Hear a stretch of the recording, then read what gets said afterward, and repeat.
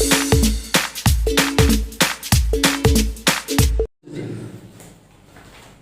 बच्चों, कैसे हैं आप लोग। चलिए आज हम लोग जो है मैट्रिक्स स्टार्ट करेंगे क्लास 12 का। तो लिखते हैं मैट्रिक्स। पहले हम लोग देखेंगे definition of matrix. Definition of matrix.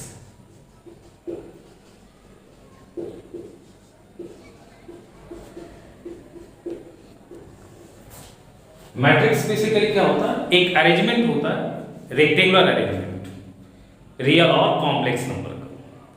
तो डिफिनीशन होता है मैट्रिक्स का, बेसिक डिफिनीशन क्या है, matrix is an rectangular arrangement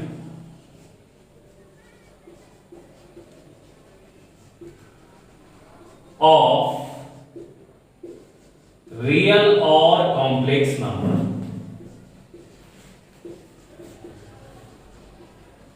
real और कॉम्प्लेक्स नंबर एक अरेंजमेंट है किसका, रियल और कॉम्प्लेक्स नंबर का। अब रियल नंबर तो आप जानते हैं क्या होता है, basically collections of real rational and irrational number is called real number.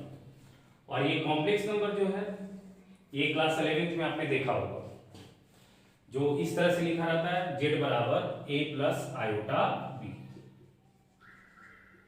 इसमें a बिलोंग करता है रियल से, b बिलोंग करता है रियल से, a belongs to real, b belongs to real, but I taken as an imaginary symbol which is equal to √-1। इसको हम लोग पढ़ते हैं आयोटा। आयोटा का वैल्यू लेते हैं हम लोग √-1। तो मैट्रिक्स में हम लोग करते क्या है, मैट्रिक्स के जो एलिमेंट होते हैं वो या तो रियल शकल का होगा या फिर कॉम्प्लेक्स शकल का होगा। जैसे सपोज हम इस तरह से कुछ एलिमेंट लिखते हैं 2 3 4 5 3 2 और इस तरह से एक ब्रैकेट डालते हैं। This is the symbol of matrix. इसका कुछ नाम देते हैं सपोज ए, या फिर हम इस तरह से भी लिख सकते हैं ए बराबर, इस तरह से ब्रैकेट डाल देते हैं 2 3 4 5 3 2, या फिर हम लोग ऐसे भी लिखते हैं ए बराबर 2 3 4 5 3 2। ये सारे, ये भी मैट्रिक्स का सिंबल है, ये भी मैट्रिक्स का सिंबल है और ये भी मैट्रिक्स का सिंबल है, बट ये बहुत कम यूज होता है, रेयरली यूज होता है। ये दोनों कॉमनली यूज होता है, बट आप मैक्सिमम बुक में देखेंगे ये वाली सिंबल यूज होता है। ठीक है, अब इसमें है क्या, इसमें देखिए ये एक हॉरिजॉन्टल लाइन दिख रहा है, ये दूसरा हॉरिजॉन्टल लाइन दिख रहा है। तो हॉरिजॉन्टल लाइन को हम लोग रो बोलते हैं और वर्टिकल लाइन को बोलते हैं कॉलम। इस तरह से अगर लाइन प्लॉट करें तो ये लाइन और ये लाइन हॉरिजॉन्टल दिखेगी, तो दो हॉरिजॉन्टल लाइन दिख रहा है। ये एक वर्टिकल लाइन है, ये दूसरी वर्टिकल लाइन है, ये तीसरी वर्टिकल लाइन है। तो वर्टिकल लाइन को हम लोग बोलते हैं कॉलम और हॉरिजॉन्टल लाइन को बोलते हैं रो। तो बेसिकली ये फर्स्ट रो है, ये सेकंड रो है, ये फर्स्ट कॉलम, ये सेकंड कॉलम, ये थर्ड कॉलम। तो ये मैट्रिक्स जो है इसमें 2 रो इन्वॉल्व है और 3 कॉलम है। इसके लिए हम यहाँ पे ऐसे लिखते हैं 2 क्रॉस 3। इसको पढ़ते हैं हम लोग order of matrix.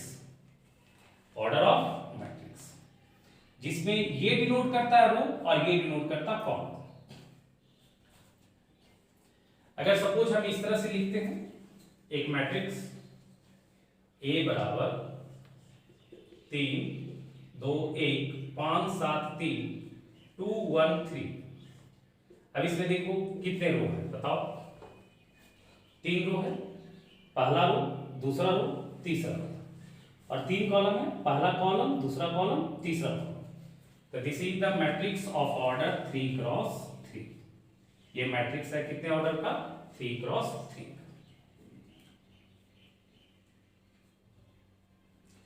In general अगर हम ऐसे बात करते हैं, मैट्रिक्स को हम लोग इस तरह से लिखते हैं in general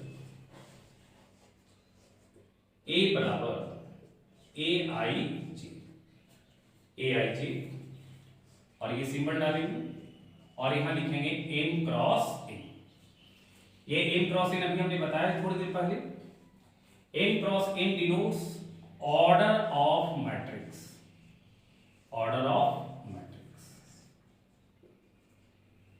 cross n denotes order of matrix, जिसमें ये m डिनोट करता है number of rose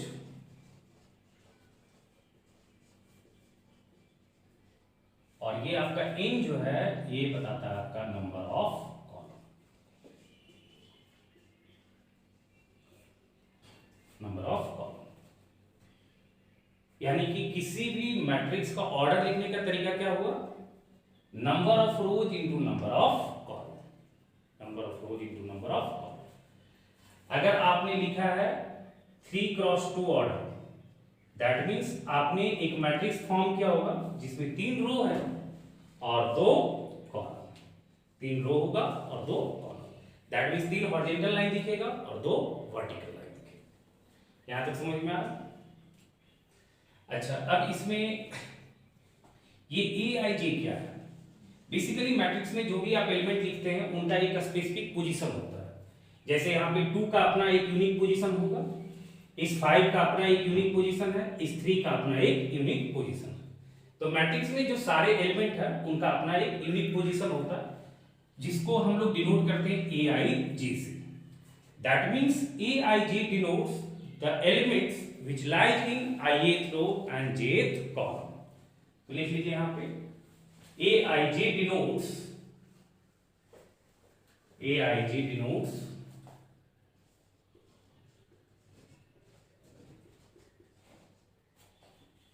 the element lies in ith row and jth column, ith row and jth column। जैसे अगर हम आपसे सवाल पूछें, इस तरह से हम एक मैट्रिक्स लेते हैं, A बराबर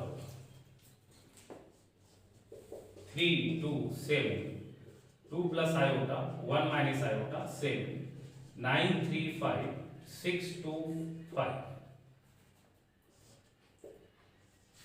ये मैट्रिक्स का ऑर्डर बताए कितना होगा, पहली रो, दूसरी रो, तीसरी रो, तो 3 रो है इसमें, first column, second column, third column, fourth column, 4 column है। तो यानी कि इस मैट्रिक्स का ऑर्डर क्या हुआ, 3x4। अब हम आपसे पूछें, बताओ इसमें A11 क्या है?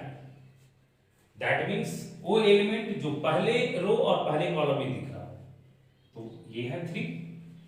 ये first row and first column में कौन सा एलिमेंट है, 3, तो A11 क्या हो जाएगा, 3।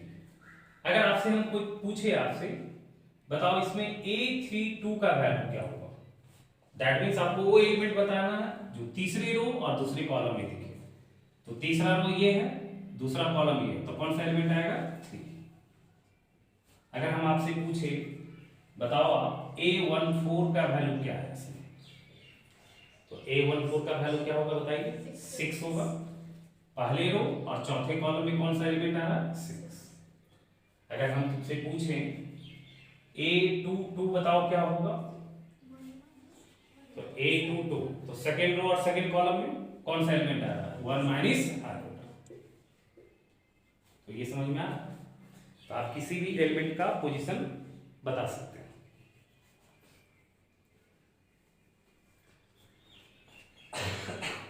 तो अभी तक हमने बेसिक डिफिनेशन देखा मैट्रिक्स का, कि मैट्रिक्स जो है बेसिकली एक अरेंजमेंट है, और कैसा अरेंजमेंट है, रेक्टेंगुलर अरेंजमेंट।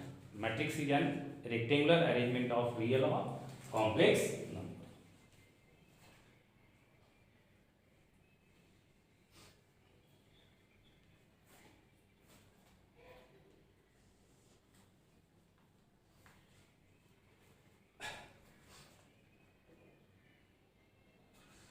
अब इसमें एक नोट लिखिएगा, किसी भी मैट्रिक्स का अपना कोई वैल्यू नहीं होता। बेसिकली मैट्रिक्स का कोई भी अपना वैल्यू नहीं होता, बेसिकली वो क्या है, अरेंजमेंट है। तो लिख लीजिए नोट्स में, मैट्रिक्स है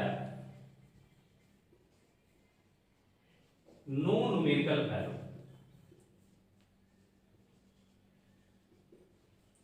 ये बड़ा इंपॉर्टेंट है, कोई पूछता है कि सर इस मैट्रिक्स का वैल्यू क्या होगा, तो आप बताएंगे बेसिकली मैट्रिक्स का कोई अपना वैल्यू नहीं होता है। बेसिकली ये सिंपल क्या है, एक rectangular arrangement. Matrix have no numerical value, it is only and rectangular arrangement.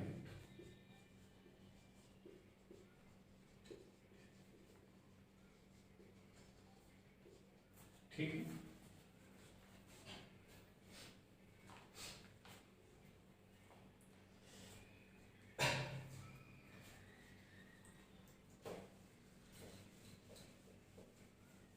अच्छा, एक मैट्रिक्स हम बता रहे हैं, लिख रहे हैं A बराबर 3 2 1 5 3 2। इस मैट्रिक्स का ऑर्डर बताओ कितना है, 2 क्रॉस 3। ठीक है, इसमें नंबर ऑफ एलिमेंट्स कितना है, नंबर ऑफ एलिमेंट्स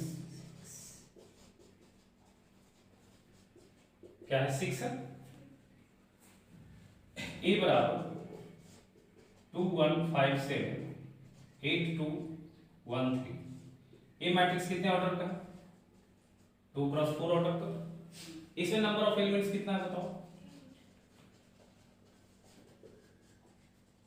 कितना है, 8 है, गिन लो, 1 2 3 4 5 6 7 8। तो कुछ समझ में आ रहा है, क्या समझ में आ रहा है बताओ। इस और मैट्रिक्स का ऑर्डर 2 क्रॉस 3 है तो नंबर ऑफ एलिमेंट्स 6 है। इस मैट्रिक्स का ऑर्डर 2 क्रॉस 4 है तो नंबर ऑफ एलिमेंट्स क्या है, 8 है। यानी कि क्या समझ में आ रहा है, अगर कोई matrix of order m cross n out का होगा तो उसके नंबर ऑफ एलिमेंट्स क्या होंगे, m इंटू n। लिख लो नोट्स में, ये भी number of elements, number of elements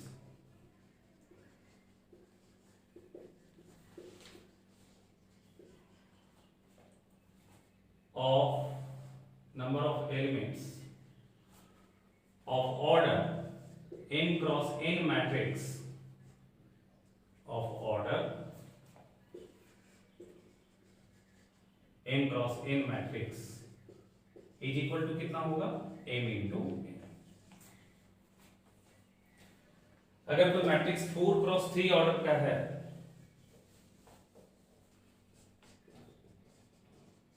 AIG 4 cross 3 order का अगर है तो इसमें कितने नंबर ऑफ AIG होंगे, 12। टोटल नंबर ऑफ AIG बराबर 12। समझ में आ रहा है, बहुत बेसिक दिक्कत नहीं होना चाहिए।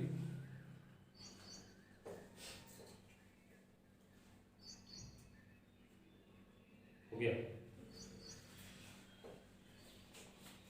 अब आगे हम लोग देखेंगे, देखिए some special matrix, some special matrix.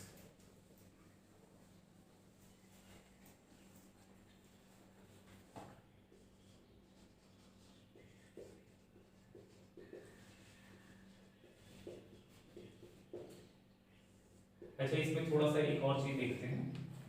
Late A बराबर हम इस तरह से कोई मैट्रिक्स लिखते हैं, AIG n क्रॉस n। तो कोई बता सकता है आई का वैल्यू कहां से स्टार्ट होगा, अगर हम एक मैट्रिक्स लिखते हैं A बराबर AIG n cross n order का, तो आई कहां से स्टार्ट होगा। आई बेसिकली क्या बताता है, ये रो के लिए बताता है, और जे किसके लिए आता है, कॉलम के लिए बताता है। तो यहाँ पे कितने रो हैं बताओ, m रो, और रो स्टार्ट होगा कहां से, first row, second row, third row, fourth row. यानी कि जो मैट्रिक्स बना होगा उसमें m हॉरिजॉन्टल लाइन का होगा। तो i जो है वो वैरी करेगा, 1 से स्टार्ट होगा और जाएगा कहां तक, n तक जाएगा, बताओ हो गया। अगर आपने 3 क्रॉस 2 ऑर्डर का मैट्रिक्स बनाया तो i का वैल्यू क्या होगा, 1 2 3 होगा, हो कि नहीं, और j का वैल्यू क्या होगा, 1 और 2 होगा। तो j जो बिलोंग करेगा वो कहां से कहां तक जाएगा, 1 से लेके n तक। क्योंकि i किसके लिए आता है, रो के लिए आता है, और j किसके लिए आता है, कॉलम के लिए आता है। तो अगर आपने m क्रॉस n ऑर्डर का मैट्रिक्स बनाया है तो इसका मतलब है आपने m हॉरिजॉन्टल लाइन देखा और n वर्टिकल लाइन बनाया होगा। तो स्टार्ट कहाँ से करेंगे, पहली row, second row, third row, fourth row, इस तरह से m रो जाएगा। तो i स्टार्ट होगा 1 से, जाएगा कहाँ तक, m तक। 1 का मतलब क्या होगा, फर्स्ट रो की बात हो रही है। i जब 2 होगा तो सेकंड रो की बात होगी, i 3 होगा तो थर्ड रो की बात होगी, i m होगा तो कौन सा रो होगा, mth रो होगा। उसी तरह से j 1 होगा तो फर्स्ट कॉलम की बात होगी, J2 होगा तो सेकंड कॉलम की बात होगी, J3 होगा तो थर्ड कॉलम और Jn होगा तो nth कॉलम। ठीक है, अभी हम लोग देख रहे थे सम स्पेशल मैट्रिक्स। इसमें पहला है row matrix.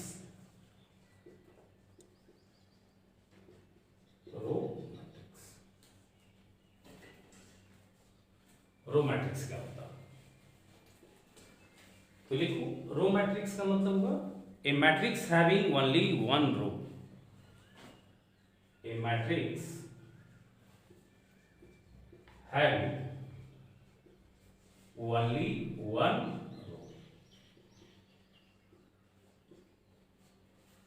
A matrix having only one row is called row matrix.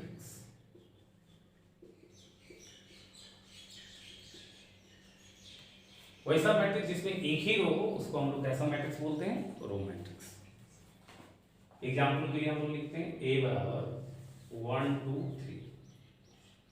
ये कितने ऑर्डर का मैट्रिक्स है बताओ, 1 cross 3।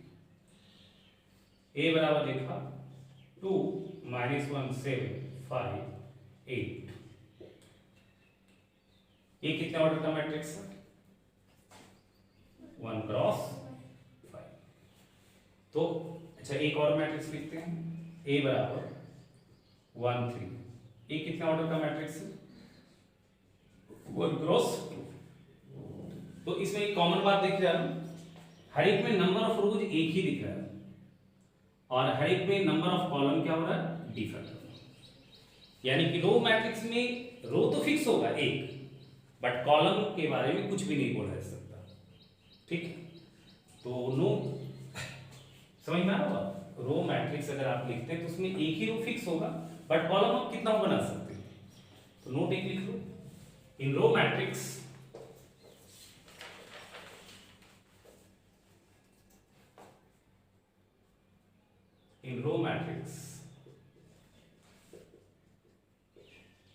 number of column is not fixed. Number of column is not fixed. Row fix होगा एक बट कॉलम आप कुछ भी दे सकते हैं।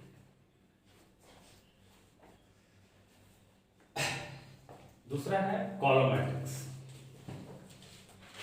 लिख पा रहे हैं ना, देखो कॉलम मैट्रिक्स। कॉलम मैट्रिक्स का डिफिनेशन क्या होगा बेटा बताओ, a matrix having only one column. देखो a matrix having only one column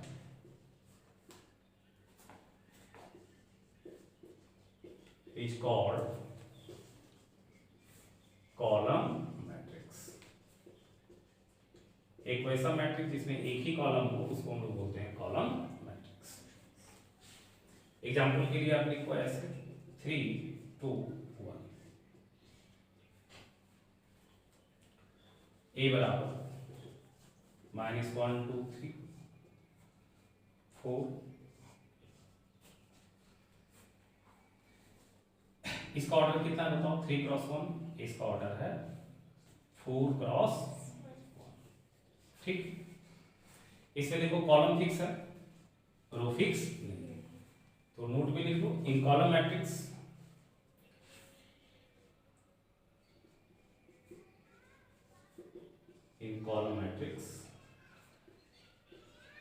number of rows is not fixed।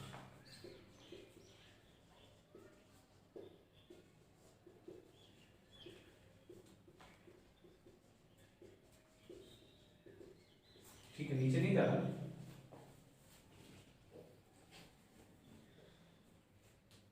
समझ में आ रहा ठीक से, खुद दिक्कत थोड़ा तो मिसो समझ गए ना? अच्छा ये बताओ आप लोग, ए बराबर 3, ये कितने ऑर्डर का मैट्रिक्स है?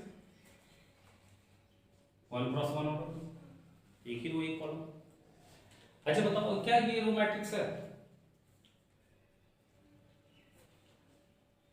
सोचो, रो मैट्रिक्स का कंडीशन क्या है? एक रो होना चाहिए, इसमें एक रो है। क्या ये कॉलम मैट्रिक्स है? क्यों रो मैट्रिक्स है? क्योंकि कॉलम मैट्रिक्स में एक ही कॉलम होता है। तो बताओ ये रो मैट्रिक्स भी है एज वेल एज क्या है? Column matrix. इसका मतलब क्या समझ में आ रहा है? दुनिया में जितना भी 1 क्रॉस 1 ऑर्डर का मैट्रिक्स होगा वो row matrix as well as column matrix होगा। लिख लो नोट्स में, every matrix of order, every matrix of order 1 cross 1 is row matrix as well as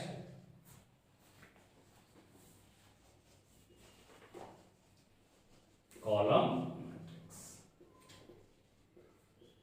ठीक है ना, बड़ा इंपॉर्टेंट बात है। जितना भी 1 क्रॉस 1 ऑर्डर का मैट्रिक्स होगा आपका, ठीक है, वो हर एक 1 क्रॉस 1 मैट्रिक्स को आप बोल सकते हैं row matrix as well as column matrix. क्योंकि रो मैट्रिक्स बनने का कंडीशन है एक रो होना चाहिए, कॉलम मैट्रिक्स बनने का कंडीशन है एक कॉलम होना चाहिए। तो अगर 1 क्रॉस 1 ऑर्डर का मैट्रिक्स लिखते हैं तो रो एक है, कॉलम भी एक है, तो रो का भी डिफिनेशन फुलफिल हो गया, कॉलम मैट्रिक्स का भी डिफिनेशन फुलफिल हो गया।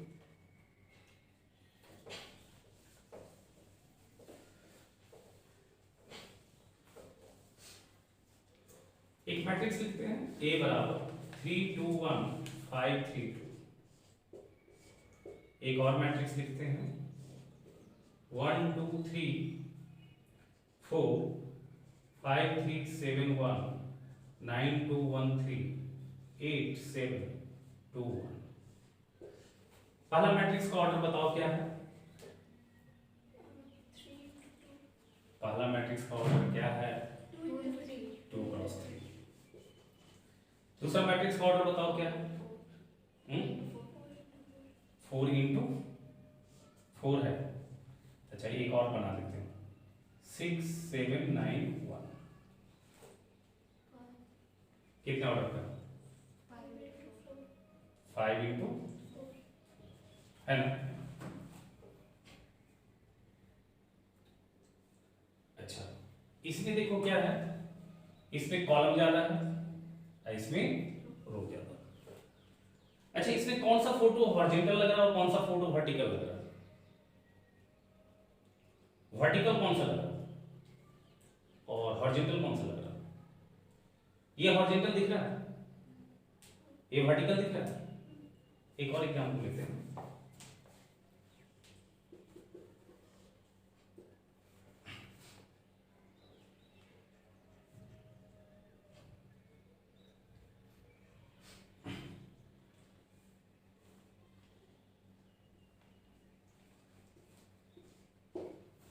ऐसा लिखिए। ये बताओ कितने ऑर्डर का है? 2 इंटू 4। अब दिख रहा है ये तस्वीर हॉरिजॉन्टल जैसा दिख रहा है?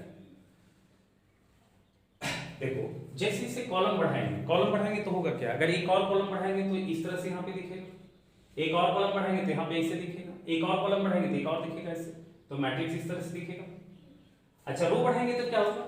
ए से ऐसे बढ़ेगा, तो जब रो बढ़ाएंगे तो ऐसे ऐसे बढ़ेगा, ठीक है, और कॉलम बढ़ाएंगे तो ऐसे ऐसे बढ़ेगा।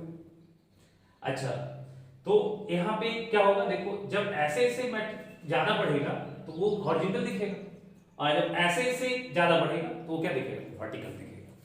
ये देखो वर्टिकल दिख रहा है, ये फोटो वर्टिकल दिख रहा है, और ये फोटो क्या दिख रहा है? हॉरिजॉन्टल दिख रहा है, ठीक है। तो इसको हम लोग बोलते हैं हॉरिजॉन्टल मैट्रिक्स और इसको हम लोग बोलते हैं वर्टिकल मैट्रिक्स। हम बता रहे हैं फिर से, देखो हॉरिजॉन्टल मैट्रिक्स में क्या होता है? अगर n क्रॉस n ऑर्डर का कोई मैट्रिक्स है तो हॉरिजॉन्टल मैट्रिक्स तब बनेगा जब आपका नंबर ऑफ कॉलम ज्यादा होगा किससे? नंबर ऑफ रोज से। और वर्टिकल मैट्रिक्स बनने का कंडीशन क्या है? नंबर ऑफ रोज ज्यादा होगा नंबर ऑफ कॉलम से। तो लिखिए डिफिनीशन हॉरिजॉन्टल मैट्रिक्स का। हॉरिजॉन्टल मैट्रिक्स,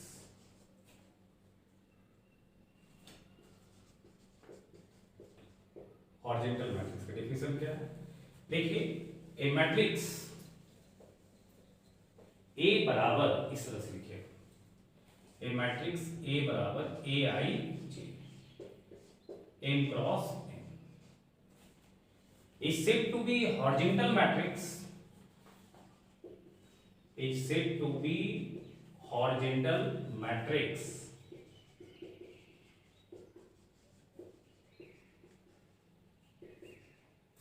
if, क्या कंडीशन होगा अभी बताया, नंबर ऑफ कॉलम ज्यादा होना चाहिए नंबर ऑफ रोज से।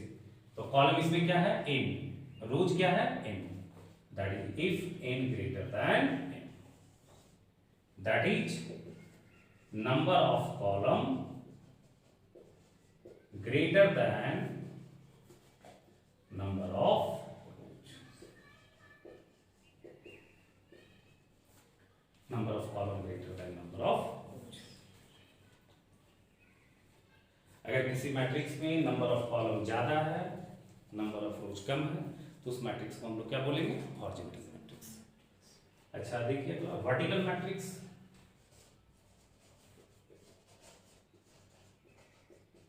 वर्टिकल मैट्रिक्स में जस्ट उल्टा कंडीशन आएगा, नंबर ऑफ रोज ज्यादा होगा नंबर ऑफ कॉलम कम होगा। लिख ले ए बराबर ए I J M cross N is said to B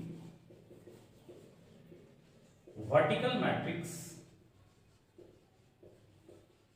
if m greater than n, that is number of rows greater than number of column, number of column, ठीक है? हाँ ठीक है ना?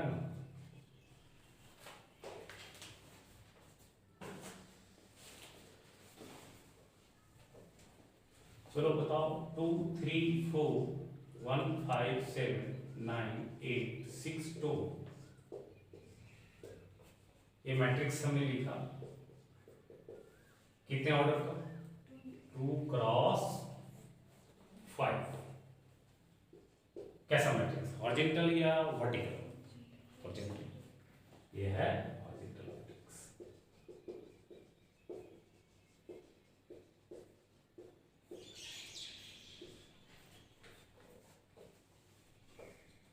ए बराबर 2 - 1 3 2 5 साइन थीटा, ये कितने ऑर्डर का मैट्रिक्स है? 3 क्रॉस 2। ये मैट्रिक्स कैसा है बताओ? वर्टिकल।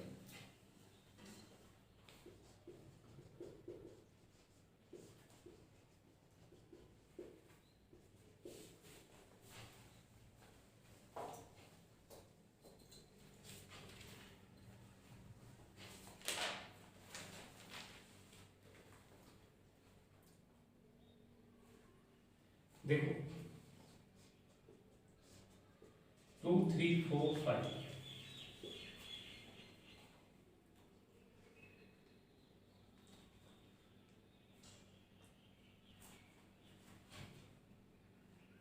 ये मैट्रिक्स है कितने ऑर्डर का बताओ? 1 क्रॉस, ठीक है।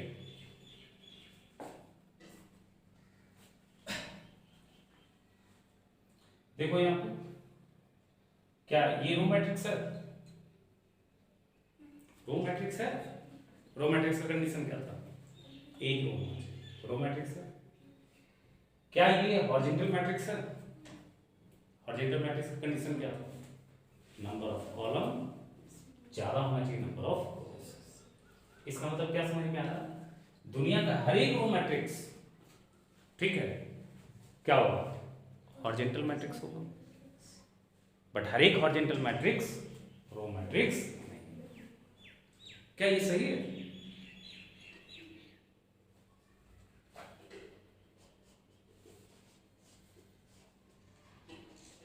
क्या ये हॉरिजॉन्टल मैट्रिक्स होगा? हॉरिजॉन्टल मैट्रिक्स का कंडीशन है नंबर ऑफ कॉलम ज्यादा होना चाहिए। कॉलम यहाँ एक है, रो एक है, क्या कॉलम ज्यादा है? ये रो मैट्रिक्स था या नहीं था? रो मैट्रिक्स होने के लिए एक रो होना चाहिए, एक रो है तो रो मैट्रिक्स है, ये भी रो मैट्रिक्स है? अच्छा, ये हॉरिजॉन्टल मैट्रिक्स बन रहा है, क्यों बन रहा है? क्योंकि इसमें कॉलम ज्यादा है, रो कम। क्या ये हॉरिजॉन्टल मैट्रिक्स बन रहा है? नहीं बन रहा है। क्यों नहीं बन रहा है? क्योंकि कॉलम रो से ज्यादा नहीं। तो हमने ये जो स्टेटमेंट बोला, एवरी रो मैट्रिक्स, सुनो पहले समझो बात को फिर लिखना, every row matrix is a horizontal matrix, true और फॉल्स? ट्रू कैसे हुआ? Every row matrix is a horizontal matrix, true और फॉल्स? ये रो मैट्रिक्स है, हॉरिजॉन्टल, ये रो मैट्रिक्स है, क्या ये हॉरिजॉन्टल है? ये तो फॉल्स हो गया ना। यानी कि हर एक रो मैट्रिक्स हॉरिजॉन्टल मैट्रिक्स तब होगा जब वो 1 क्रॉस 1 ऑर्डर का नहीं रहा होगा। यानी कि एवरी हॉरिजॉन्टल रो मैट्रिक्स, ठीक है, excluding 1 cross 1 order is a horizontal matrix but converse is not. हर एक हॉरिजॉन्टल मैट्रिक्स को रो मैट्रिक्स नहीं बोलेंगे, हर एक रो मैट्रिक्स को हॉरिजॉन्टल मैट्रिक्स बोलेंगे, लेकिन तब बोलेंगे जब वो मैट्रिक्स किसका नहीं रहा होगा? 1 क्रॉस 1 ऑर्डर का नहीं रहा, क्योंकि 1 क्रॉस 1 ऑर्डर का जो मैट्रिक्स होता है वो रो मैट्रिक्स भी होता है, कॉलम मैट्रिक्स भी होता है। हॉरिजॉन्टल मैट्रिक्स की कंडीशन है कॉलम ज्यादा होना चाहिए, रो कम होना चाहिए। तो यहां तो कॉलम ज्यादा दिख रहा है, रो कम दिख रहा है, लेकिन यहां रो और कॉलम बराबर दिख रहा है। तो लिख लो नोट्स में,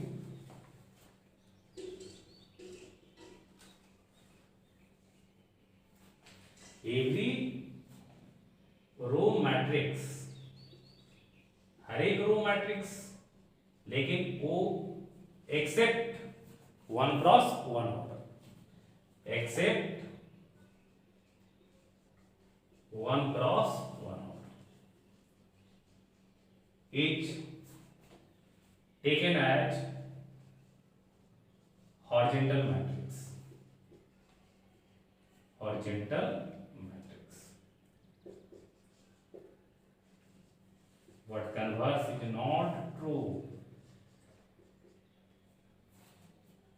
converse is not true, converse is not true का मतलब समझ में आ रहा है?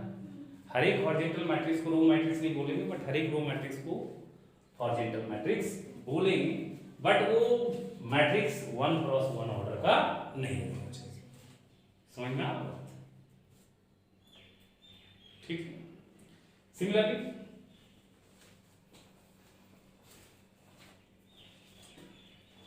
देखते हैं यहां पे ए बराबर 3 4 7 9, क्या ये कॉलम मैट्रिक्स है? क्यों है? क्योंकि ए कॉलम, ये 1 क्रॉस 4 ऑर्डर का, सॉरी ये 4 क्रॉस 4 क्रॉस है ना, ठीक है। अब ये कॉलम मैट्रिक्स इसलिए है क्योंकि इसमें एक कॉलम है, और ये वर्टिकल मैट्रिक्स इसलिए होगा क्योंकि यहाँ पे नंबर ऑफ रोज ज्यादा है नंबर ऑफ कॉलम्स, ठीक है। तो इसको हम लोग वर्टिकल मैट्रिक्स भी बोल सकते हैं, रो मैट्रिक्स भी बोल सकते हैं, बट हर एक वर्टिकल मैट्रिक्स रो मैट्रिक्स नहीं होगा, क्योंकि हर एक वर्टिकल मैट्रिक्स में जरूरी नहीं कि एक ही कॉलम आया हो, ठीक है। लेकिन हाँ, फिर वही सिचुएशन, अगर 1 क्रॉस 1 ऑर्डर का मैट्रिक्स रहा होगा तो फिर वो बात नहीं बनेगा। यानी कि यहां भी क्या नोट में होगा, लिखो every column matrix except, every column matrix except किसको छोड़कर? 1 cross 1 order taken as vertical matrix, but हर एक वर्टिकल मैट्रिक्स क्या होगा? कॉलम मैट्रिक्स नहीं होगा।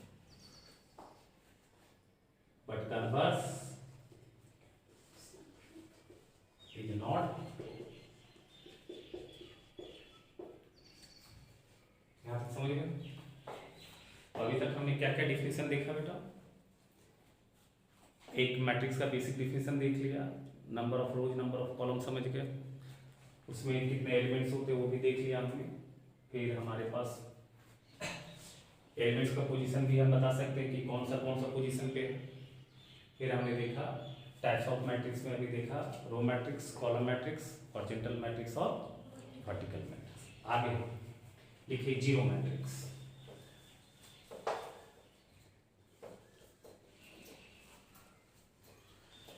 ऑब्लिक करके लिखिएगा नल मैट्रिक्स।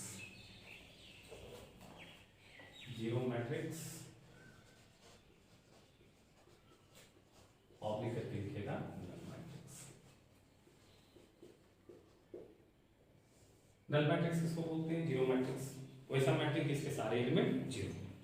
लिखिए a matrix having all element zero. A matrix having all element zero is called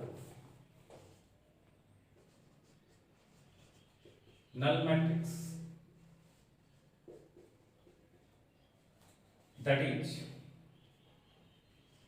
let A बराबर इस तरह से लिखते हैं ए आई जी एम क्रॉस एन होगा। अब यहाँ पे नल मैट्रिक्स बनने का कंडीशन क्या होगा?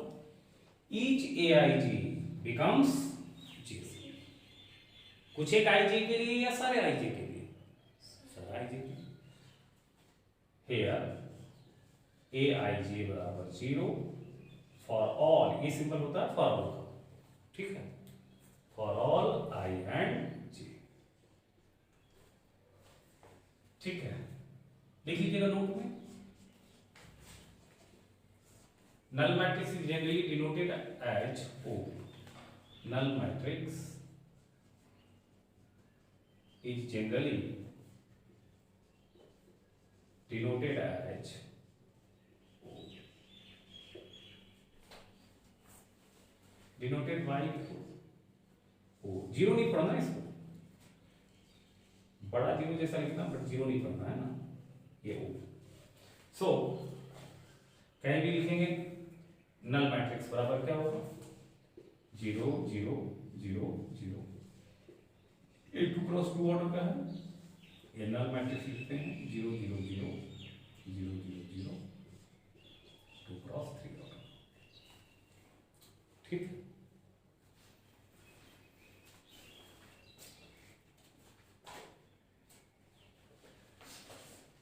अब जो है हम लोग देखेंगे थोड़ा सा, अब इंपॉर्टेंट हो जाएगा ज़्यादा, ठीक है। नल मैट्रिक्स देख लिया, अब इंपॉर्टेंट हो जाएगा स्क्वायर मैट्रिक्स। यहां से बड़ा इंपॉर्टेंट हो जाता है। स्क्वायर मैट्रिक्स लिखिए।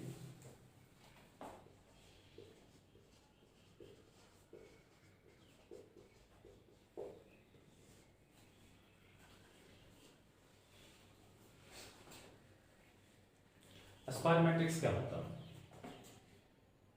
रेक्टेंगुलर मैट्रिक्स में तो नंबर ऑफ रोज और नंबर ऑफ कॉलम सेम नहीं होता है, ठीक है। तो स्क्वायर मैट्रिक्स में क्या होगा? Number of rows and number of column क्या होगा? सेम। तो लिखो a matrix having equal number of rows and column. A matrix having equal number of rows and column. A matrix having equal number of rows and column। वैसा कोई भी matrix जिसमें number of रोज और number of column क्या हो? Equal, उसको हम लोग क्या बोलेंगे? स्क्वायर मैट्रिक्स, ठीक है। जैसे हम एक एग्जांपल लिखते हैं 3 - 1 2 1, ये क्या है? स्क्वायर मैट्रिक्स है, क्योंकि 2 रो 2 कॉलम है, तो इसका ऑर्डर हम क्या लिखेंगे बेटा? 2 क्रॉस 2। ए बराबर लिखा 1 sin theta cos theta 2 + iota 3 5, ये और 7 1 3 7 2 3 ये मैट्रिक्स हमने लिखा 3 क्रॉस 3 बनेगा। तो बेसिकली ये दोनों मैट्रिक्स क्या है, स्क्वायर मैट्रिक्स। अच्छा, स्क्वायर मैट्रिक्स में क्या होता है ना, जैसे देखो यहाँ पे ना ये जो है ना, इसको हम लोग डायगोनल बोलते हैं। ये इसको हम लोग बोलते हैं डायगोनल। डायगोनल तो बेसिकली दो बन रहा है, एक इस तरह से बनेगा, एक इस तरह से बनेगा, ऐसे भी बनेगा और ऐसे भी बनेगा। ये डायगोनल फॉर्म होगा स्क्वायर में, रेक्टेंगल में डायगोनल नहीं बन सकता, बस वही तो यहाँ पे डायगोनल, इसको हम बोलेंगे डायगोनल, यहाँ इसको हम बोलेंगे डायगोनल, ठीक है। इसको हम लोग बोलते हैं प्रिंसिपल डायगोनल, ठीक है। इसको हम लोग क्या बोलते हैं, प्रिंसिपल डायगोनल। तो हम लिख देते हैं, ऐसे लिख देते हैं, उसके बाद लिखने बाद में ऐसे लिख देते हैं। लेट ए बराबर है, एक मैट्रिक्स लिखते हैं A11 A12 A13 dot dot dot A1n A21 A22 A23 dot dot dot A2n A31 A32 A33 dot dot dot A3n। इस तरह से आएगा dot dot dot dot dot dot, और लास्ट आएगा AN1 AN2 AN3, ये आएगा AN, ऐसा है। और मैट्रिक्स ऐसा है, ये बराबर।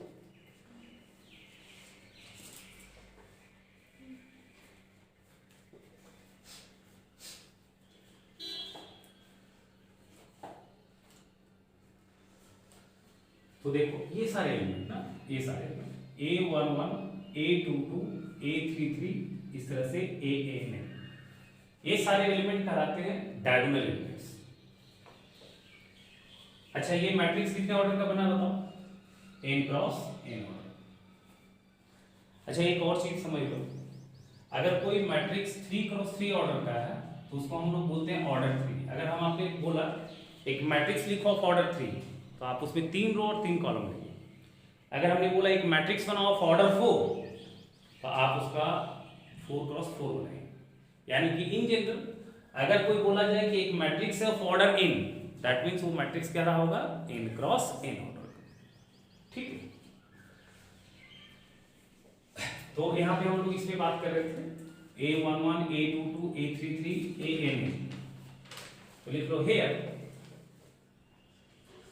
A11 comma A22 comma A33 dot dot dot ANN are called diagonal elements,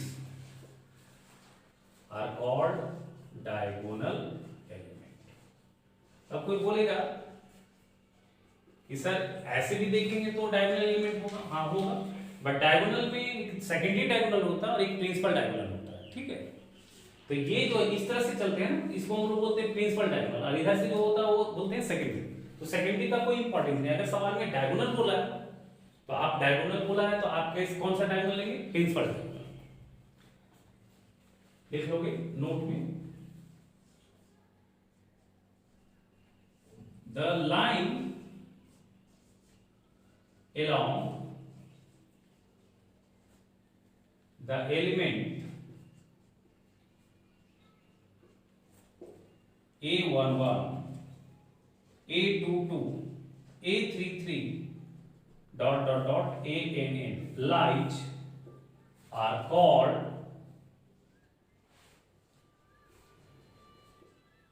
principal diagonal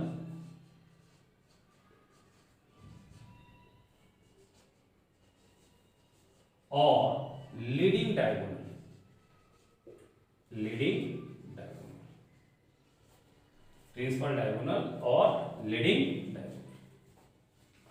तो देख लो आप, इस तरह से हम घेर देते हैं, ऊपर टेढ़ा हो गया, इसको हम लोग क्या बोलेंगे बताओ, प्रिंसिपल।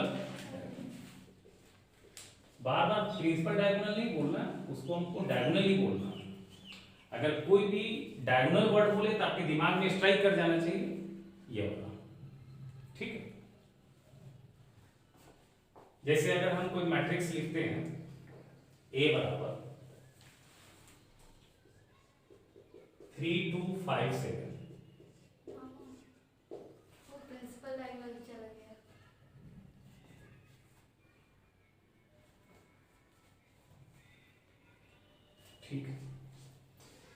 3 2 5 7।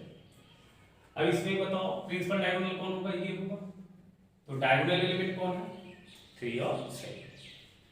अगर हमने लिखा a बराबर 1 2 3 5 6 7 2 9 3,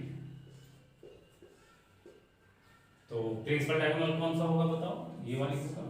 तो प्रिंसिपल डायगोनल का एलिमेंट क्या होगा, 1 6 और 3। अच्छा, प्रिंसिपल डायगोनल का मतलब हुए एलिमेंट हम कैसे लिखते हैं, a11 a22।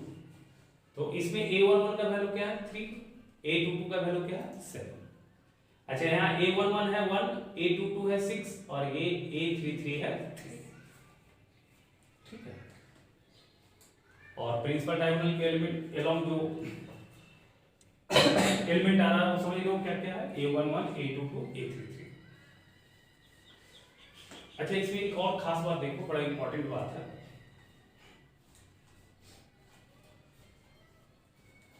देखो थोड़ा ध्यान से यहाँ पे, ये जो डायगोनल बना, डायगोनल के नीचे एक ट्रायंगल जैसा फॉर्म हो रहा है, बताओ एक रीजन बन रहा है ये डायगोनल, इसमें आप देखो ना तो समझ में आएगा। ये डायगोनल बना, अब ये डायगोनल के नीचे एक ट्रायंगल बन रहा है, इधर ऊपर भी एक ट्रायंगल बन रहा है। ठीक है, तो देखो या आप ऐसे समझो, डायगोनल के नीचे कुछ एक एलिमेंट आ रहा है, डायगोनल के ऊपर कुछ एक एलिमेंट आ रहा है। अच्छा, जब डायगोनल के नीचे जो एलिमेंट आ रहा है तो उसमें देखो आई और जे, अगर हम कोई स्क्वायर मैट्रिक्स बनाते हैं, ए बराबर हम लिखा देंगे बाद में, पहले समझ लो, n क्रॉस n ऑर्डर का। तो डायगोनल एलिमेंट का कंडीशन क्या है, आई और जे से रिलेट करना। आई और जे जब जब बराबर हो तो वो डायगोनल एलिमेंट हो। i1 j1 a11, i2 j2 a22, i3 j3 a33, i4 j4 a44। यानी कि जब जब i और j बराबर होगा वो तो होगा डायगोनल एलिमेंट।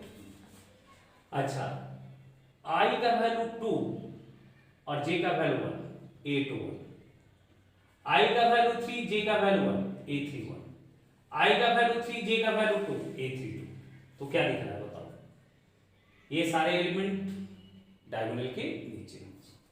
देखो यहाँ i2 है, यहाँ i3 है, यहाँ in है, यहाँ j1 है, यहाँ j1 है, यहाँ j1 है, यहाँ i3 है, j2 है, यहाँ in है, j2। तो क्या समझ में आ रहा है, इस सिचुएशन में i का वैल्यू ज्यादा है या j का वैल्यू ज्यादा है, i का वैल्यू ज्यादा। और यहाँ देखो 1 2 में j2 है, i1 है, j3 है, i1 है, j3 है, i2 है, बस में jn है, i2।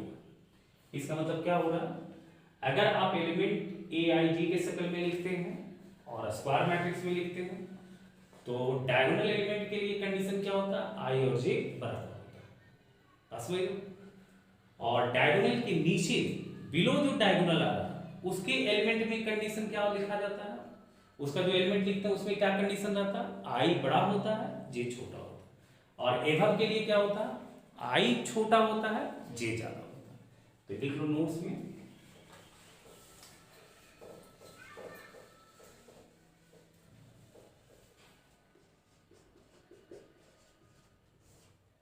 लेट a बराबर aij, और स्क्वायर मैट्रिक्स है तो हम ऐसे लिखेंगे n क्रॉस n।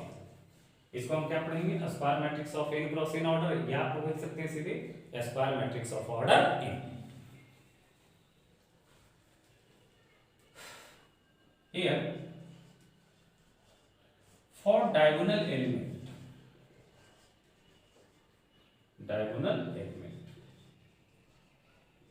i और j में क्या रिलेशन बताया बताओ,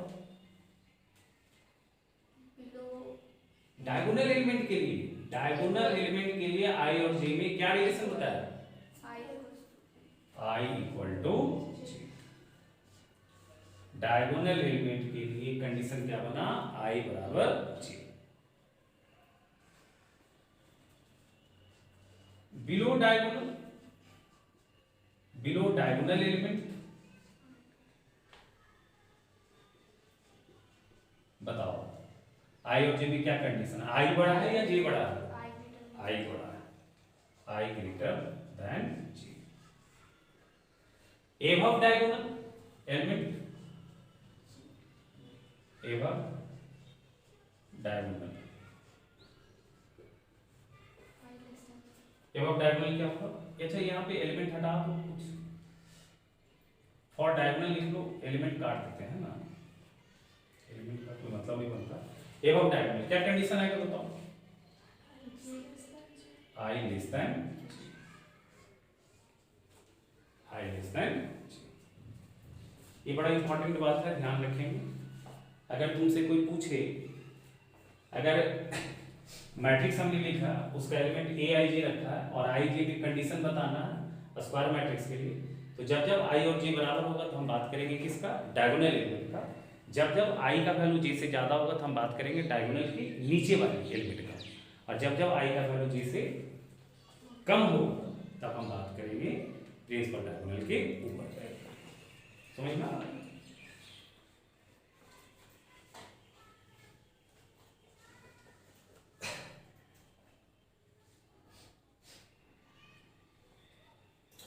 अच्छा, इसमें एक नया चीज आता है डायगोनल एलिमेंट में, जब हम पढ़ते हैं तो स्क्वायर मैट्रिक्स में बनता है ट्रेस ऑफ मैट्रिक्स। लिख लो, ट्रेस ऑफ मैट्रिक्स। ये ऑब्जेक्टिव में एक नंबर का सवाल पूछ देता है, बोर्ड के लिए भी बड़ा इंपॉर्टेंट है, कभी कभी पूछ देता है trace of matrix. Trace of matrix basically क्या होता है? स्क्वायर मैट्रिक्स में एग्जिस्ट करेगा क्योंकि डायगोनल स्क्वायर मैट्रिक्स में ही बनता है, ठीक है। तो सम ऑफ डायगोनल एलिमेंट्स को हम बोलते हैं ट्रेस ऑफ मैट्रिक्स। लिख लो, sum of diagonal element is called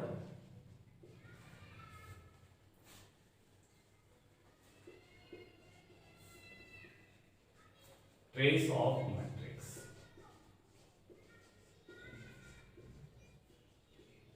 suppose एक मैट्रिक्स लेते हैं ऐसा, लेट ए बराबर ए आई j of order n cross n, ठीक है।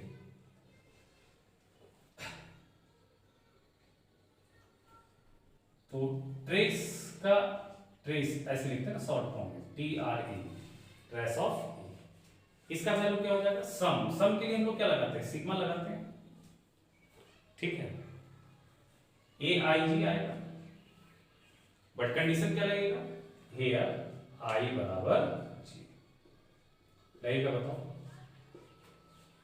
सिग्मा AIG लिखेंगे, बट कौन सा AIG यूज करना है?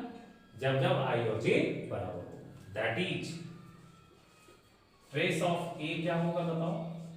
I और J बराबर होगा तो I1 J1, तो A11 दिख जाएगा ये, तो A11, फिर सिग्मा का मतलब प्लस, I वो 2 J भी 2 क्योंकि I J बराबर लेना, तो A22, फिर सिग्मा का मतलब प्लस I भी 3 J भी 3, दैट इज A33। इस तरह से कहां तक जाएगा बताओ? AN, ये हो जाएगा। सपोज एक एग्जांपल लेते हैं, लेट A बराबर 2 3 1 -1। बताओ इसका ट्रेस क्या होगा? Sum of diagonal element that is 2 plus -1, क्या आंसर आ जाएगा? एक और एग्जांपल लेते हैं, A बराबर 3 4 7 2 -1 3 5 9 30। ये 3 क्रॉस 3 ऑर्डर का मैट्रिक्स है। बताओ ट्रेस ऑफ ए क्या आएगा? Sum of diagonal element that is 3 -1 और 13, तो 3 प्लस -1 और प्लस 13, ये आ जाएगा कितना बताओ? 13 3 16, 15 है, ठीक।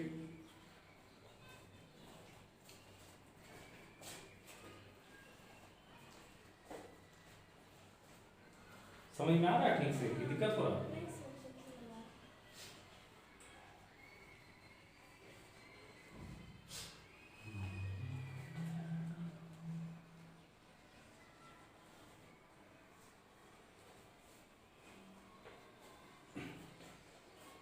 थोड़ा सा और देख लेते हैं बेटा इसको। लिखो triangular matrix, triangular matrix.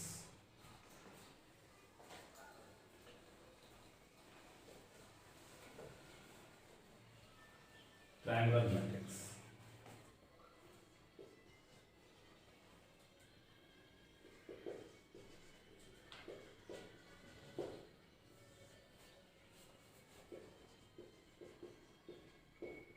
Triangular matrix.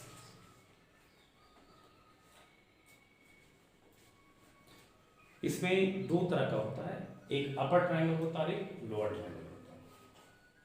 ठीक है, देखो अपर ट्रायंगुलर मैट्रिक्स,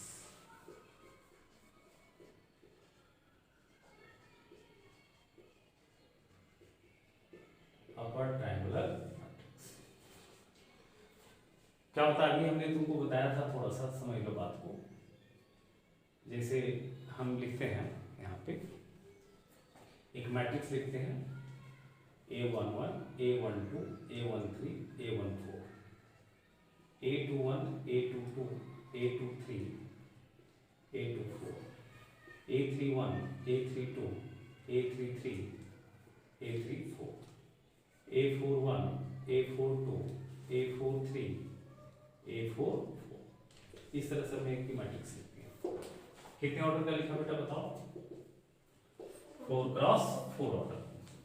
ठीक है, अब इसमें तो ये सारे डायगोनल एलिमेंट हो जाएंगे, बताओ। ये तो डायगोनल एलिमेंट हो गए। ठीक है, अच्छा यहां देखो, इसके नीचे, इस डायगोनल के नीचे ये ट्रायंगल बन रहा है और इस डायगोनल के ऊपर ये ट्रायंगल बन रहा है। तो ये ट्रायंगल का रीजन वाला अगर सारा वैल्यू 0 हो जाए तो उसको बोलते हैं हम लोग अपर ट्रायंगल, और ये ट्रायंगल के रीजन वाला सारा वैल्यू अगर 0 हो जाए तो उसको बोलते हैं हम लोग लोअर ट्रायंगल। जस्ट नाम के जस्ट उल्टा है, मतलब अपर ट्रायंगुलर मैट्रिक्स में क्या होगा, बिलो प्रिंसिपल डायगोनल सारा एलिमेंट 0, और लोअर ट्रायंगुलर में क्या होगा, एवं प्रिंसिपल डायगोनल ऊपर वाले सारे एलिमेंट 0। समझ लो, तो in upper triangular matrix all the elements 0 below principal diagonal। समझ लो, तो लिख लो in upper triangular matrix, upper triangular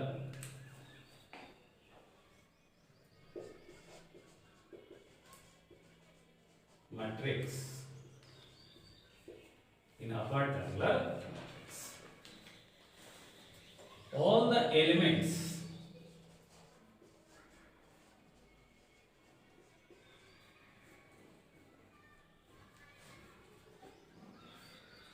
below principal diagonal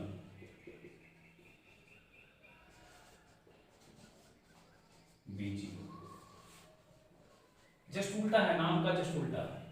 upper triangular matrix में क्या होगा, प्रिंसिपल डायगोनल के नीचे का सारा एलिमेंट 0।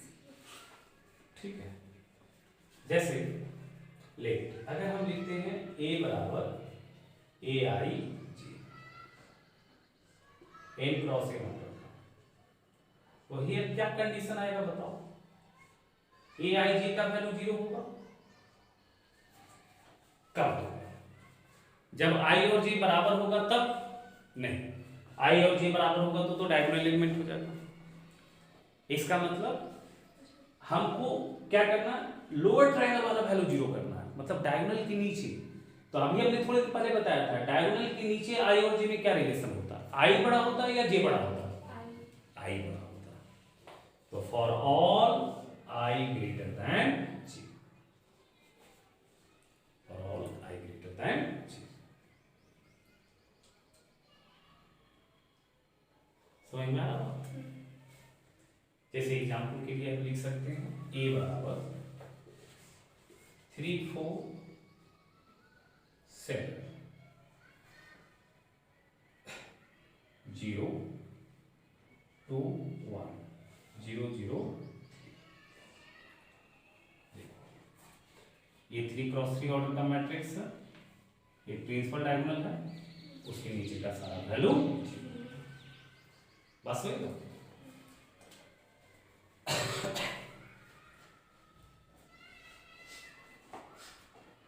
एक और एग्जाम्पल लिख लेते हैं। 2 3 4 7 0 8 1 2 0 0 3 4 0 0 0 5। ये सारे मैट्रिक्स क्या हैं? अपर टेबुलर मैट्रिक्स। समझ लो क्या कंडीशन लगाना है? बिलो प्रिंसिपल डायगोनल सारा एलिमेंट 0 हो जाए, उसको हम लोग बोलते हैं अपर tabular matrix.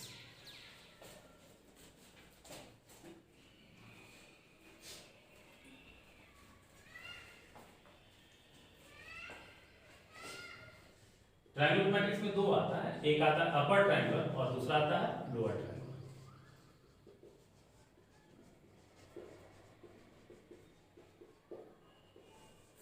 Lower triangular matrix. तो क्या कंडीशन रहेगा बताओ? लिखो इन lower triangular matrix all the elements in lower triangular matrix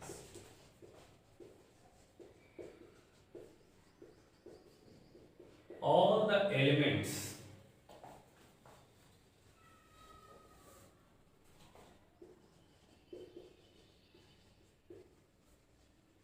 एवं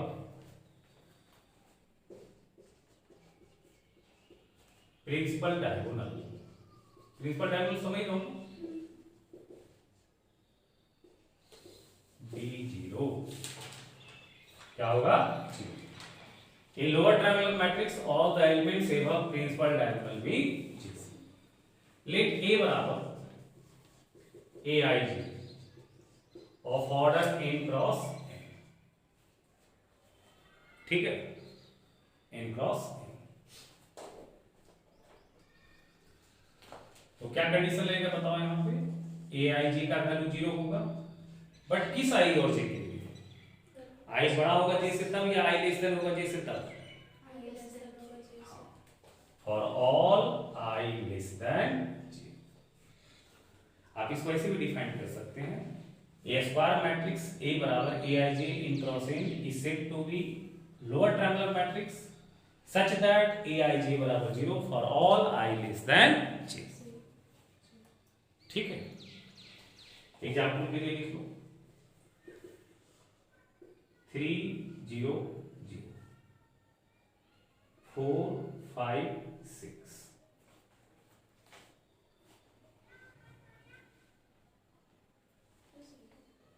0 आएगा 2 7 9 होगा। ये 3 क्रॉस 3 का कैसा मैट्रिक्स हो गया? अपर ट्रायंगुलर मैट्रिक्स।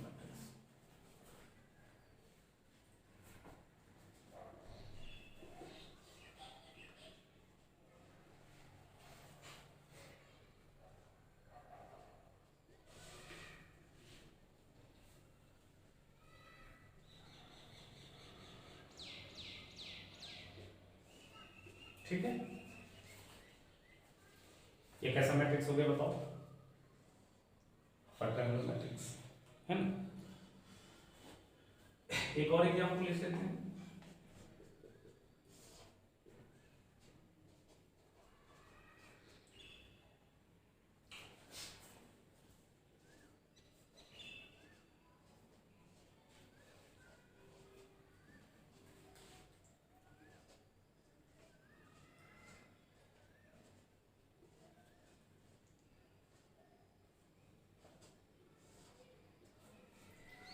ये मैट्रिक्स है 4 क्रॉस 4 ऑर्डर का, और ये मैट्रिक्स है 5 क्रॉस 5। ये क्या है? अपर ट्रायंगुलर मैट्रिक्स है, lower triangular matrix, lower triangular matrix. ठीक है, जब प्रिंसिपल डायगोनल के ऊपर का सारा एलिमेंट 0 हो जाएगा तो उसको लोअर ट्रायंगुलर बोलेंगे, और प्रिंसिपल डायगोनल के नीचे का सारा एलिमेंट 0 होगा तो उसको अपर ट्रायंगुलर। अच्छा, इसमें बड़ा अच्छा क्वेश्चन बनता है।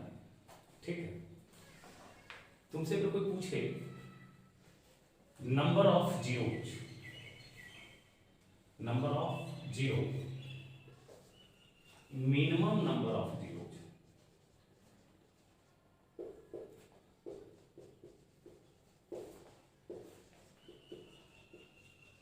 in a triangular matrix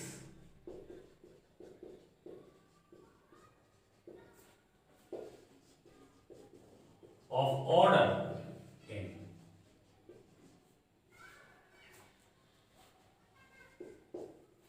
क्या होगा बताओगे? किसी भी ट्रायंगुलर मैट्रिक्स में मिनिमम नंबर ऑफ जीरोस क्या होगा?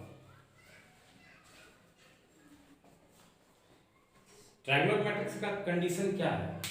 वही मैट्रिक्स आपका ट्रायंगुलर मैट्रिक्स होगा जब प्रिंसिपल डायगोनल के ऊपर का सारा एलिमेंट जीरो दिखे या फिर नीचे का सारा एलिमेंट जीरो दिखे। बस वही होगा। जैसे देखो, अगर हमारे पास यहां देखो इस प्रिंसिपल डायगोनल के ऊपर सारा जीरो दिख रहा है, अच्छा इसके नीचे भी अगर कोई एक आध दो जीरो दिखता है कोई फर्क नहीं पड़ता। ऐसा नहीं कि कोई जरूरी नहीं है, जरूरी ये है कि ट्रायंगल के मतलब प्रिंसिपल डायगोनल के ऊपर सारा जीरो दिख जाए। अगर प्रिंसिपल डायगोनल के सारा ऊपर जीरो दिख रहा है तो वो क्या हो जाएगा? Lower triangle. प्रिंसिपल डायगोनल के नीचे सारा दिख गया जीरो तो हो गया अपर ट्रायंगल। ठीक है, अगर नीचे जीरो दिख रहा है सारा, प्रिंसिपल डायगोनल के नीचे सारा जीरो दिख रहा है, ठीक है, तो वो तो डिफिनेशन फुलफिल कर दिया अपर ट्रायंगल का फुलफिल कर दिया। और अगर ऊपर भी एक आध एलिमेंट जीरो है तो उससे कोई फर्क नहीं पड़ता, वो भी क्या कहलाएगा? अपर ट्रायंगल ही कहलाएगा। समझ लो बात। जरूरी कंडीशन क्या है? अपर के लिए जरूरी है नीचे का सारा जीरो दिखना चाहिए और लोअर के लिए ऊपर का सारा जीरो दिखना चाहिए। मतलब आपको अपर के लिए कंडीशन है नीचे का सारा जीरो दिखना चाहिए, ऊपर एक आध दो जीरो हो सकता है, कोई दिक्कत नहीं है। ऐसा नहीं कि उसमें से कोई भी जीरो नहीं है, ऐसा कोई जरूरी नहीं, बट नीचे का सारा जीरो दिखना चाहिए। और लोअर में उल्टा है, प्रिंसिपल के ऊपर का सारा जीरो हो, नीचे एक दो जीरो हो सकता है, नहीं भी हो सकता।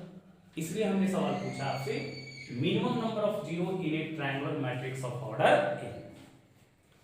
तो मिनिमम नंबर ऑफ जीरो बनाना है, इसका मतलब है कि प्रिंसिपल डायगोनल के ऊपर अगर जीरो बना रहे हैं सारा तो नीचे एक भी जीरो नहीं दिखे। बस में लो, ठीक है। या अगर नीचे का सारा जीरो बना रहे हैं तो ऊपर नहीं दिखना चाहिए, क्योंकि मिनिमम नंबर ऑफ जीरो हमको बताना। तो सोच के बताओ, n क्रॉस n ऑर्डर में यहां से देख लो, तुमको समझ में आ जाएगा। ये 3 क्रॉस 3 ऑर्डर, ये उसी तरह का शक्ल का है। देखो ये कैसा मैट्रिक्स है, ये लोअर ट्रायंगुलर मैट्रिक्स है, लोअर ट्रायंगुलर मैट्रिक्स है। इसके ऊपर सारा एलिमेंट जीरो है, इसी में देखो, और तो बाकी कोई जीरो बनाए नहीं। तो देखो यहाँ पे कितना जीरो है? पहला रो में कितना है बताओ? पहला में 2 जीरो है और दूसरा में 1 जीरो है। इससे देखो लोअर वाला से देखो तो ज्यादा समझ में आएगा। ऐसे बनाते हैं, ये समझ में आ रहा है ना? ठीक है, हम मिटा देते हैं।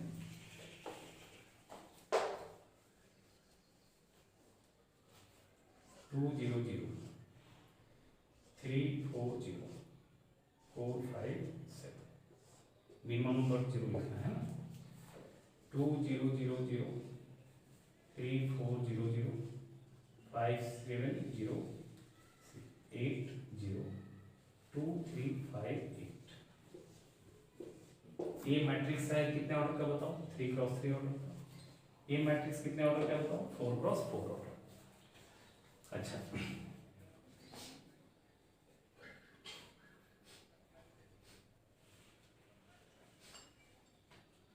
एक लिख लेते हैं 2 0 0 0 0 3 2 0 0 0 5 7 3 0 0 2 1 5 0 6 0 3 2 1 7 0। इस तरह से लिख लेते हैं, है ना।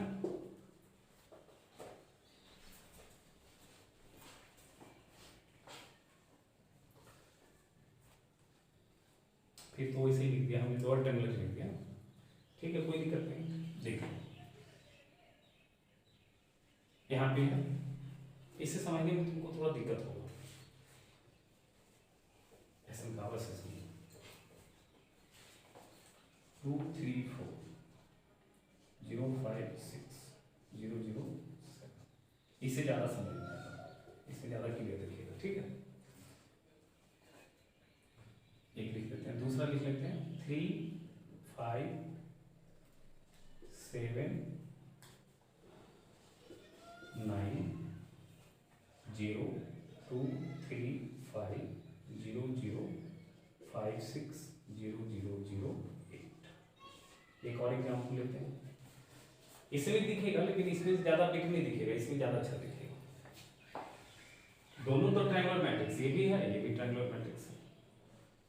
एक और एग्जाम्पल ले, 2 1 3 4 5 0 2 3 5 6 0 0 2 1 5 0 0 0 2 3 0 0 0 0 6।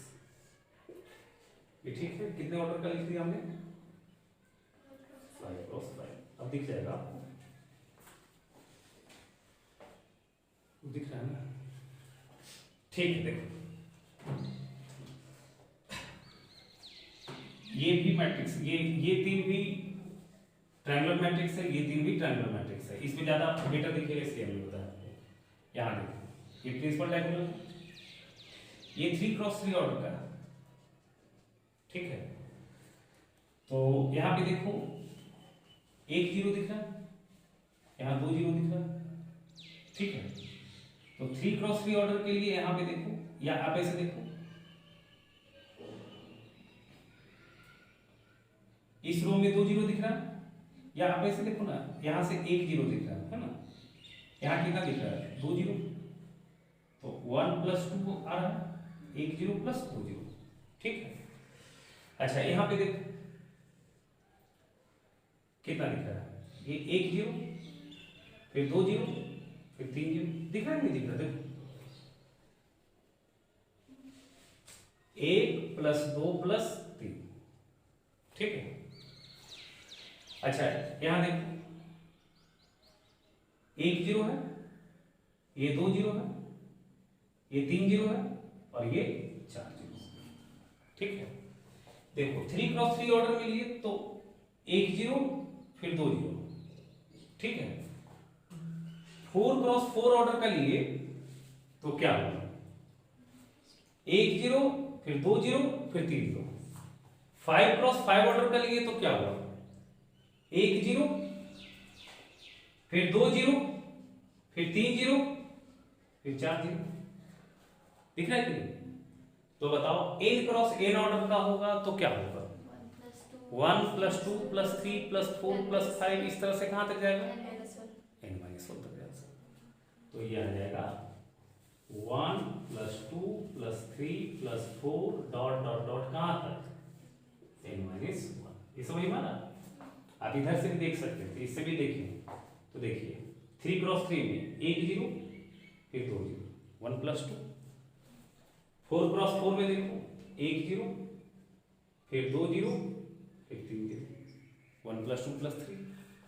5 क्रॉस 5 में देखो 1 0 है ना, फिर 2 0 फिर 3 0 फिर 4 0। तो 1 + 5 क्रॉस 5 के लिए क्या रहा? 1 + 2 + 3 + 4। 3 क्रॉस 3 के लिए क्या होगा? 1 + 2। 4 क्रॉस 4 के लिए क्या होगा? 1 + 2 + 3। 6 क्रॉस 6 के लिए क्या होगा? 1 + 2 + 3 + 4 + 5।